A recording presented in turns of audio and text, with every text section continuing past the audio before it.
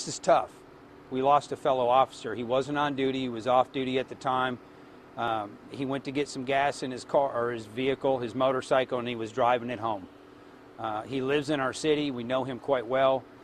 And for a senseless accident like this to take place is very heart-wrenching. And for those that ride motorcycles, they can tell you just how dangerous it is and how much they fear every day when they're on the roads. I can't stress enough that drivers need to pay attention. It just seems like everybody's in a hurry to get somewhere for no apparent reason. And it's the holiday season. We need to slow down. We need to pay attention to each other. So you said you knew Gene. Can you kind of just tell me about your relationship with him? As you all know, I just took over in 2014 as the chief of police here. I moved here from Altus, and I got to know Mr. Eugene, or Mr. Orr, because I brought on training programs here in Coweta, training programs that we hadn't had in the past. And thanks to Broken Arrow, David Boggs, the chief over there, he's been such a wonderful friend to me and a good supporter. And Mr. Orr was one of their training NCOs out at their range. And due to him, we were able to bring our officers up into training that we hadn't been able to receive before at basically no cost to my department. This was truly a good friendship and a good partnership between our two departments. Did you call Officer Orr a friend of yours? He is a friend of mine, yes. Tell me about him. What kind of person was he? Well, I'd rather let the Broken Arrow Police Department do their press release. They've actually got one set up for you. It's going to have pictures and everything of him. I'm not going to step on their toes when it comes to this. But as an officer, I could tell you right now, he's probably one of the most professional officers I've seen in a long time. Real strong ethics. His training was above standard, and I enjoyed working around him. I enjoyed working with him.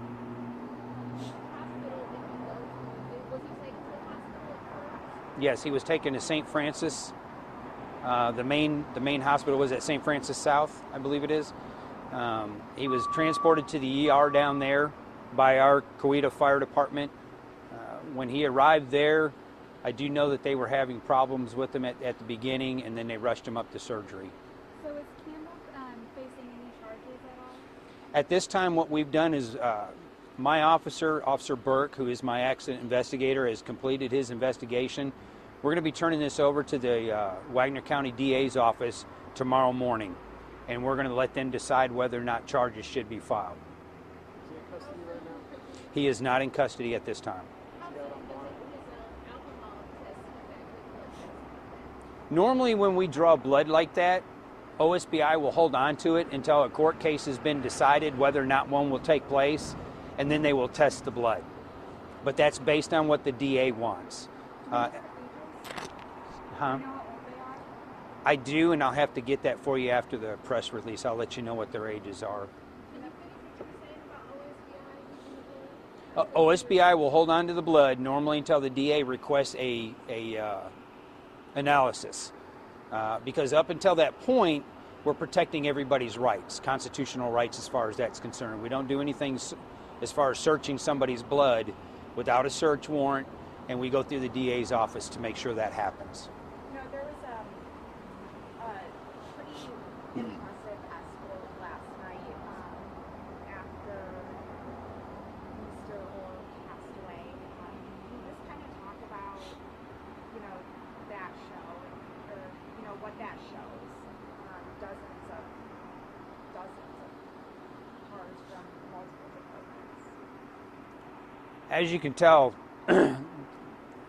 in the country today that we look at, a lot of people are condemning police officers. When you see a death of a police officer and you watch what took place last night, the brotherhood that we have, we escorted Mr. Orr to his final place, his funeral home, so that we could put him to rest. And our show of support, we do that by escorting him.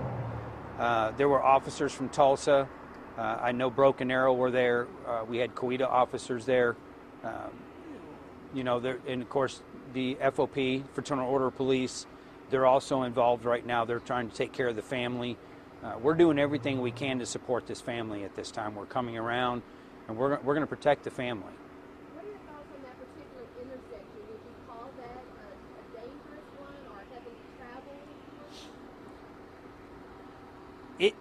It's not one of our major accident intersections. I will tell you that right now. The one right there by McDonald's, I would prefer if drivers didn't make that left-hand turn like they were doing at that time. If they would just turn onto 111th and come in from the backside, it'd be a lot safer than turning. I don't know if people realize it, but crossing a double yellow line is actually an illegal left-hand turn.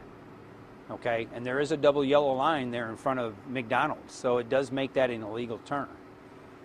Any idea if you guys may be taking this maybe to city representatives to maybe get something done about that particular intersection, or is it still really early in those ideas or plans that will come about? That's a good question, and whether or not we're going to take it to the city legislature to see whether or not they can do anything. I think the city engineers have done enough. It's just the citizens need to understand the danger here. And we're all taught when we go through driver's ed what you can and can't do. And a double yellow line is definitely one of those things you cannot make a turn over. You can't do a U-turn around it. You can't make a left-hand turn. So if we abide by the law, they're there for a reason. It's not to make your life miserable. It's actually to keep you safe. And this is a perfect example of what can go wrong when you don't follow the law. So if people would just turn on to 111th and come in the back entrance of McDonald's, I expect traffic in Coweta to start picking up. As you know, with the accident a few weeks ago on the turnpike, everybody was routed through our city, and they did very well. They followed the laws. So I know I'm getting off topic. I'm sorry. Oh, also just to let you know, we do have video of the accident. We're hoping probably to release that later on, but right now Walmart does have video. We've put a request in to get a hold of that video.